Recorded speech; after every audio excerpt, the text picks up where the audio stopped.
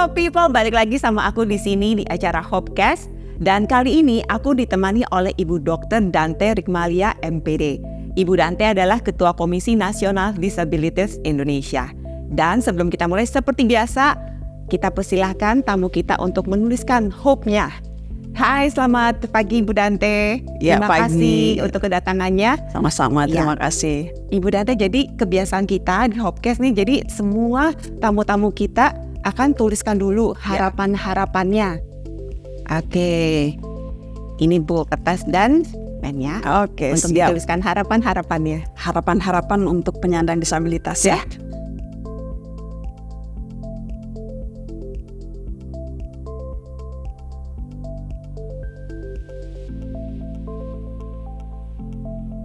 Boleh dimasukkan lagi? Iya. Oke, siap. Terima kasih Bu. Ya.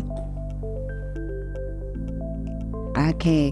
So, Ibu Dante, apa sih yang menjadi dasar terbentuknya Komisi Nasional Disabilitas? Oke, baik. Komisi Nasional Disabilitas atau orang mengenalnya juga sebagai Komnas Disabilitas ya, karena sama seperti Komnas yang lain, ada Komnas HAM, Komnas Perempuan, maka KND ini nama lainnya dikenal masyarakat sebagai Komnas Disabilitas. Nah, yang menjadi dasar kenapa Komisi Nasional Disabilitas dibentuk di Indonesia, pertama adalah bahwa Indonesia sudah meratifikasi UNCRPD, yaitu Konvensi Dunia tentang Hak-Hak Penyandang Disabilitas dengan Undang-Undang Nomor 19 tahun 2011. Nah, dari situ kemudian lahir Undang-Undang Nomor 8 tahun 2016 tentang penyandang disabilitas. Di sana dinyatakan mandat kepada negara setelah meratifikasi Konvensi Dunia tentang hak-hak bagi penyandang disabilitas, negara harus melakukan sebuah mekanisme pemantauan, evaluasi, dan advokasi atas upaya penghormatan, pelindungan, dan pemenuhan hak penyandang disabilitas yang ada di Indonesia. Oke, dan ini kapan terbentuknya ya Bu? Oke, KND atau Komnas Disabilitas terbentuk pada tanggal 1 Desember 2021. Jadi kita baru masuk tahun ketiga ini. Oke.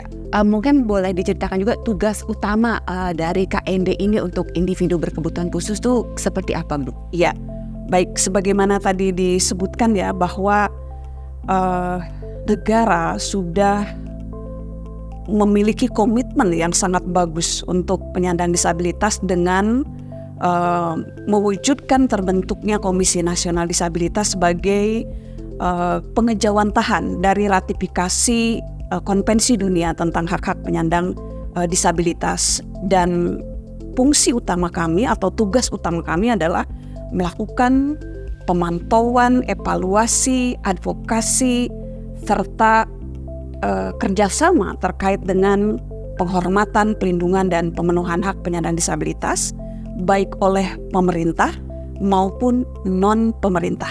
Nah, itu mandat kepada Komisi Nasional Disabilitas. Oke, dan kalau tanggapan Ibu sendiri mengenai program-program yang sudah ada di Indonesia untuk para IBK ini bagaimana Bu? Ya, baik. Terminologi yang kita gunakan untuk penyandang disabilitas itu sangat banyak ya. Tadi dikatakan IBK ya, insan berkemampuan khusus ya istilah itu. Kemudian ada anak berkebutuhan khusus, ada penyandang disabilitas. Nah, saya ingin sampaikan terminologi berdasarkan Undang-Undang 8 tahun 2016, penyebutan bagi kelompok individu yang memiliki hambatan, apakah itu karena kognisinya, atau intelektual ya, karena mentalnya, karena sensorinya, atau karena fisiknya, dan memiliki hambatan untuk berinteraksi dengan lingkungan dalam jangka waktu lama, itu adalah penyandang disabilitas. Nah, kami dari Komisi Nasional Disabilitas selalu menyampaikan terminologi penyandang disabilitas. Kenapa? Karena kalau negara selalu akan berelasi dengan budgeting anggaran yang dibudgetkan oleh kementerian, lembaga, dan pemerintah daerah yang harus mereka tuliskan dalam perencanaan program kegiatan mereka yang harus diajukan kepada Bappenas, Kementerian Perencanaan Keuangan. Nah, ketika dibunyikan dengan nama lain bukan penyandang disabilitas, menjadi tidak tercapture bahwa itu rencana kegiatan untuk penyandang disabilitas, sehingga kami selalu mengarahkan terminologinya menggunakan penyandang disabilitas. Meskipun penyandang disabilitas punya hak untuk mau disebut apa dirinya, itu hak mereka, pilihan mereka. Tetapi kami untuk kepentingan budgeting tadi, untuk memastikan anggaran rencana kegiatan itu bisa ada, diwujudkan, maka terminologi penyandang disabilitas selalu kami rekomendasikan penggunaannya. Itu ya untuk terkait dengan penyandang disabilitas. Nah, saya jadi lupa tadi pertanyaan utamanya. Iya, kalau menurut Ibu melihat program-program yang sudah ada di Indonesia saat ini bagaimana? Apakah sudah cukup bagus atau masih perlu banyak kerjasama atau bagaimana, Bu? Oke, ini saya harus jelasin dulu ya kenapa saya suka lupa. Saya kan penyandang disabilitas ganda. Disabilitas itu kan ada yang terlihat ya. Ada yang terlihat itu menggunakan kursi roda, menggunakan krek, menggunakan bengkot. Kalau saya kan pakai alat bantu dengar di telinga kiri kanan nggak kelihatan.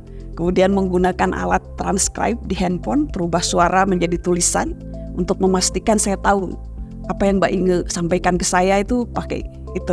Ya. Kemudian saya disleksia, jadi begitu dengar kadang langsung lupa gitu. Memorinya nggak bagus. Tadi seharusnya saya nulis poin pertanyaan, tadi saya lupa nulis. Jadi itu ya, jadi disabilitas itu banyak hal yang harus kita pahami dan tidak selalu yang terlihat, tapi ada yang tidak terlihat, invisible, ya seperti saya gitu. Nah, terkait dengan bagaimana pemenuhan hak penyandang disabilitas yang dilakukan oleh pemerintah dalam hal ini ya, kita melihat 3 hal.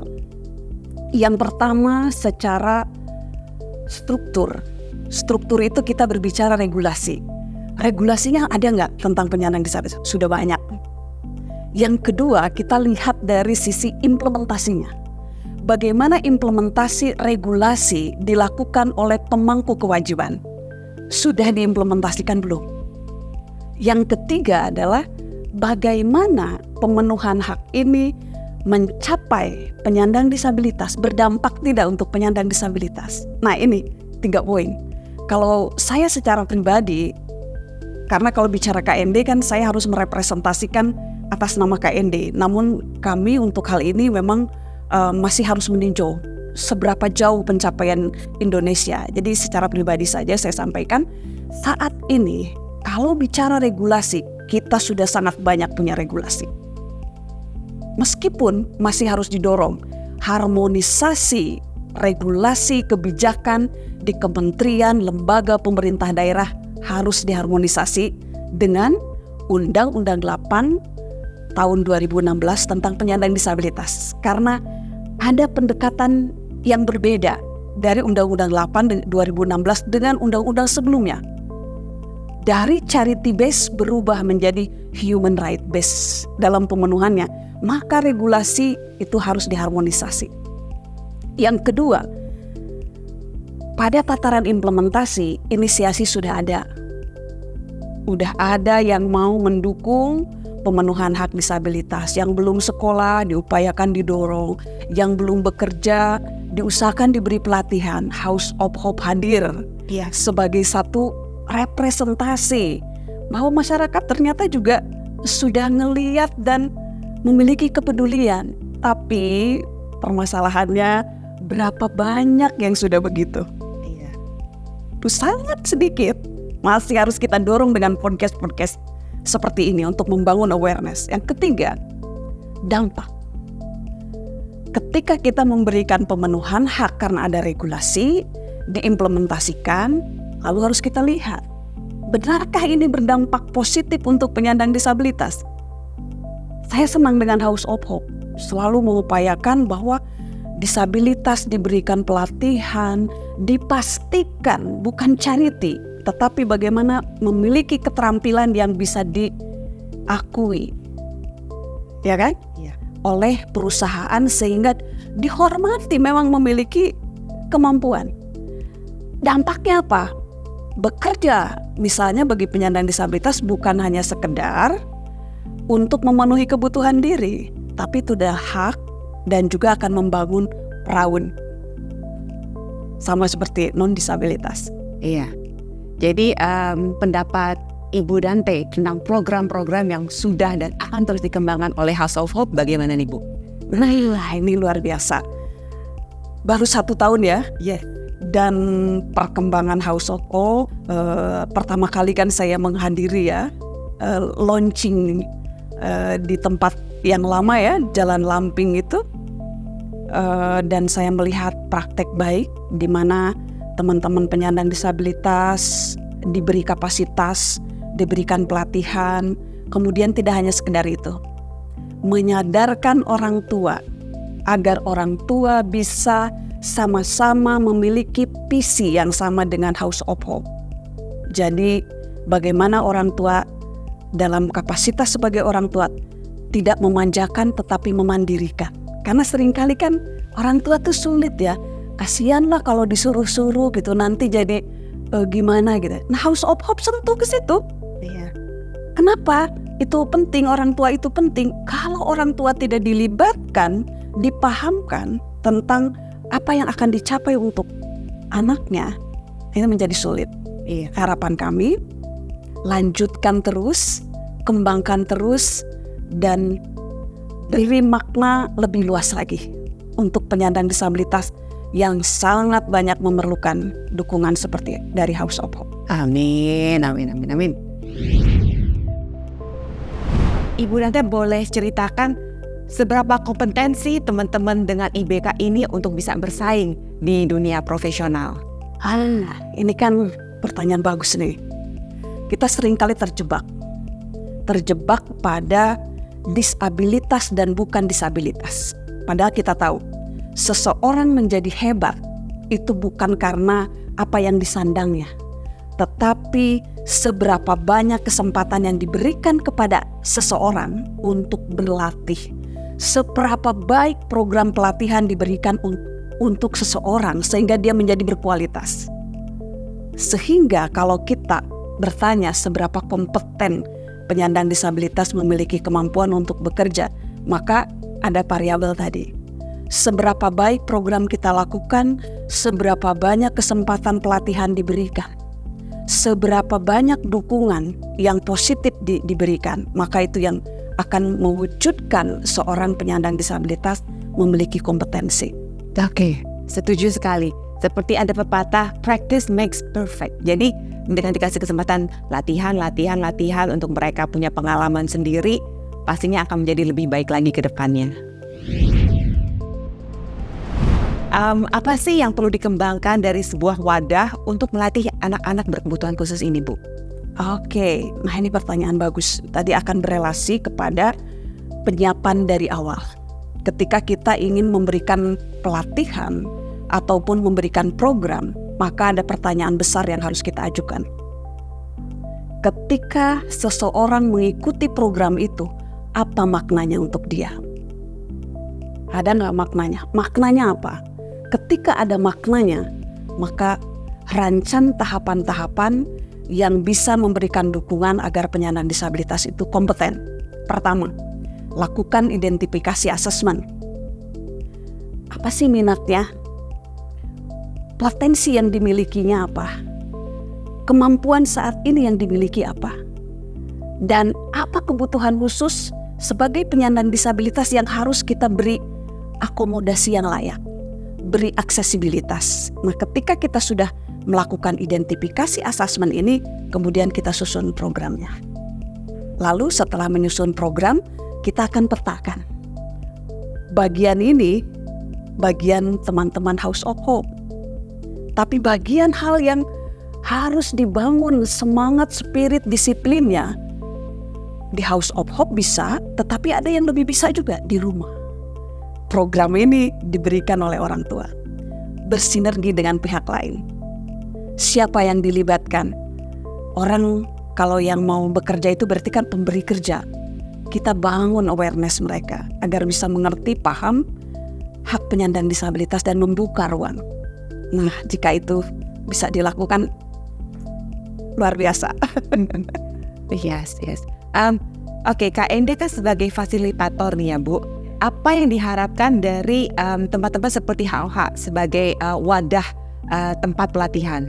Oke, nah kami sangat berharap dari lembaga seperti House of Hope tidak hanya sekedar memberikan pelatihan secara langsung kepada individu dengan disabilitas, tetapi menyentuh orang-orang terdekat dengan disabilitas, di antaranya keluarga, masyarakat.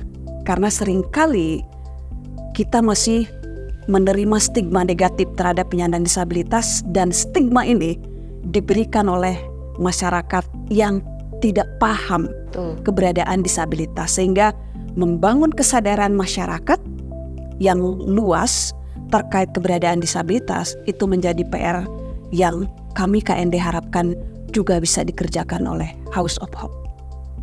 Amin. So, Hope People, kita sudah hampir tiba di penghujung Hopecast kita. Jadi udah saatnya kita reveal apa yang tadi dituliskan oleh Ibu Dante. Aku baca ya Bu. Siap ya. I hope teman-teman penyandang disabilitas tetap semangat mengembangkan diri dan lakukan yang terbaik dari diri teman-teman. Oke, pesannya sangat baik.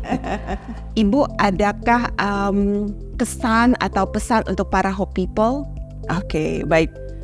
Untuk teman-teman, pertama untuk House of Hope ya, kami mengucapkan terima kasih banyak dan mengapresiasi kegiatan, salah satunya kegiatan hari ini podcast kita, karena tentu saja podcast ini akan dilihat, kemudian akan tersebar luas ya kepada banyak orang, dan ini membantu kerja kami dalam membangun kesadaran masyarakat terkait keberadaan penyandang disabilitas. Sehingga kami mohon agar kegiatan yang bermakna ini terus dilakukan oleh House of Hope dengan isu-isu, dengan tema-tema yang berbeda ya terkait dengan disabilitas. Kemudian bagi Hope People, kami sangat berharap teman-teman bisa terus belajar membangun kesadaran diri terkait bahwa setiap individu itu tidak ada yang sama. No two people are the same. Tidak ada dua orang yang sama. Itu adalah kesadaran kita untuk sadar bahwa selain diri kita ada individu lain yang berbeda dari diri kita, dan kita harus bisa menerima perbedaan. Apakah karena kedisabilitasan itu sebagai bagian dari keberagaman.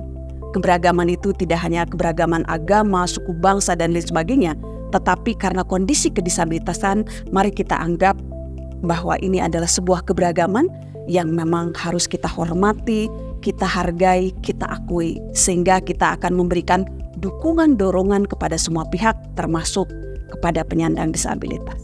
Yeah. So, Hope People, kalau aku boleh kasih summarize, marilah kita memberikan kesempatan untuk teman-teman kita yang dengan IBK, kesempatan untuk mereka bisa berlatih, dan intinya kalau mereka dikasih kesempatan berlatih, bekerja, menjadi seorang individu yang bermanfaat di masyarakat, mereka tidak akan merasa bahwa mereka ini dikucilkan lagi, bahwa mereka cuman kedua gitu loh. Tapi mereka juga bisa bersaing asal dikasih kesempatan untuk mereka bisa menunjukkan kemampuan mereka. Dan dunia juga jadi lebih indah, nggak cuma black and white aja, tapi dunia itu bisa colorful. Jadi bukalah hati kalian, let's support each other, make this life even better for all of us. Each and every single of us different, we're unique in our own different ways, so let's do better.